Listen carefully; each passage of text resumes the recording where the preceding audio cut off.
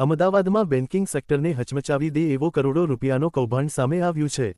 Kalupur Gandhi road સ્થિત bank of બરોડાની મુખ્ય શાખાની આરબીઆઈ કરન્સી ચેસ્ટમાંથી 8 કરોડ 70 લાખની ઉચાપતનો મામલો બહાર આવતા ખળભળાટ મચી ગયો છે। ઓડિટ દરમિયાન 500ની 174 બંડલો ઓછા જણાતા સમગ્ર ગેરરીતિનો પર્દાફાશ થયો હતો। માહિતી મુજબ જોઈન્ટ કસ્ટોડિયન હરસિદ્ધ કડિયા સામે કાલુપુર પોલીસમાં ફરિયાદ નોંધાઈ છે। આક્ષેપ છે કે આરબીઆઈના કુબેર પોર્ટલમાં ખોટા સર્ટિફિકેટ અપલોડ કરી અને એક્સેલ શીટ સહિતના રેકોર્ડમાં ચેડાં કરીને કરોડોની ગેરરીતિ આચરવામાં આવી। ચોંકાવનારી વાત એ છે કે સંડોવાયેલ કર્મચારી તાવનું બહાનું બનાવી રજા પર ગયો હતો, પરંતુ બાદમાં 2 લેબરો સાથે બેંક પહોંચ્યો હોવાની વિગતો સામે આવી છે। રાત્રિના સમયે બોક્સ બહાર લઈ જતા સિક્યુરિટી સ્ટાફને શંકા જતા સમગ્ર મામલો બહાર આવ્યો હોવાનું કહેવાઈ રહ્યું છે। હાલ કાલુપુર પોલીસે ચોરી, વિશ્વાસઘાત અને ઉચાપત સહિતના ગુનાઓ હેઠળ વધુ તપાસ શરૂ કરી છે। આરોપી તરીકે હર્ષિતભાઈ અર્જુનભાઈ કડિયારા, જેઓ અહીંયા સરસ્વતી નગર ચાંદખેડા તરફ ત્યાં રહે છે, અને જે બેંક ઓફ બરોડા આપણે ગાંધી રોડ જે ફુવારા ખાતે એની શાખા છે ત્યાં કસ્ટોડિયન જોઈન્ટ કસ્ટોડિયન તરીકે એ નોકરી કરતા હતા છેલ્લા 1.5-2 વર્ષ।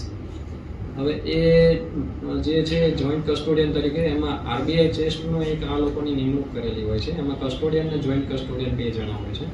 તો જે જોઈન્ટ કસ્ટોડિયનમાં હર્ષિતભાઈ કડિયારા કરીને હતા, એમણે જે તે વખતે પૈસા કેશ જે છે એ કેશમાં જે આપવાના હોય દરેક જગ્યાએ બેંકમાં, અહીંયા બેંકથી સપ્લાય થતા હતા, તો 13/1 એમણે એક જગ્યાએ બેંકમાં રાજકોટ ખાતે પૈસા ટ્રાન્સફર કરવાના હતા। એ જ દિવસે આપણે પૈસાની જે પેટીઓ છે વોલ્ટમાંથી એમણે કાઢી અને સ્ટોરરૂમમાં મૂકેલી, અને સ્ટોરરૂમમાંથી પછી એમણે ત્યાં રાતે બેંક બંધ થયા પછી સ્ટોરરૂમમાંથી પેટીઓ 2 હમાલ જોડે જે છે એ ટેમ્પોમાં પોતાના ઘરે લઈ ગયા, અને ત્યાંથી એમણે એવી રીતના 8 કરોડ ને 70 લાખ રૂપિયા, કુલ 174 રીમ 500ના બંડલની એમણે ઉચાપત કરેલી છે।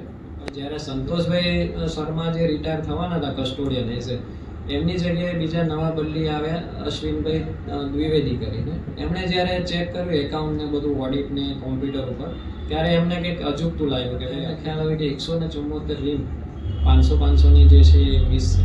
એના પરિવાર સાથે ક્યાંય બહાર ફરવા જતા રહેલા હિમાચલ પ્રદેશ બાજુ। ખબર નહીં પડવામાં એક જ કારણ એ હતું કે જે આ આરબીઆઈ દ્વારા જે કસ્ટોડિયન ને જોઈન્ટ કસ્ટોડિયન હોય એ 2 જ જણા જ્યારે આનું ઓપરેટ થતું હોય ઓફિસમાં, ત્યારે આ 2 જણા જ હાજર હોય છે।